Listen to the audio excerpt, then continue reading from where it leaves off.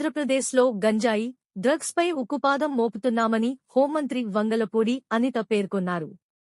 యువకుడి దాడిలో గాయపడిన కానిస్టేబుల్ను హోంమంత్రి అనిత పరామర్శించారు. కానిస్టేబుల్పై మద్యం మత్తులో యువకుడు దాడి చేసిన సంగతి తెలిసిందే. విశాఖలోని సెవెన్ హిల్స్ హాస్పిటల్లో చికిత్స పొందుతున్న కానిస్టేబుల్ అప్పారావును హోంమంత్రి పరామర్శించారు. ఈ కేసులో నిందితుడికి చట్టం ప్రకారం కఠినంగా శిక్ష ఉంటుందని ఆమె అన్నారు. పోలీసులకు ప్రభుత్వం ఎప్పుడూ అండగా ఉంటుందన్నారు. విధుల్లో ఉన్న పోలీసులు ఆత్మస్థైర్యంతో పనిచేయాలని మంత్రి పేర్కొన్నారు. కానిస్టేబుల్ అప్పారావు కుటుంబానికి అండగా ఉంటామని హోంమంత్రి వంగలపూడి అనిత హామీ ఇచ్చారు.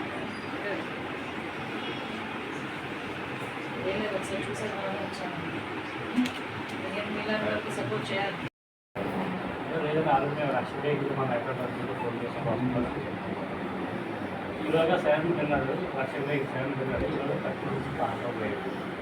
అందులో నేను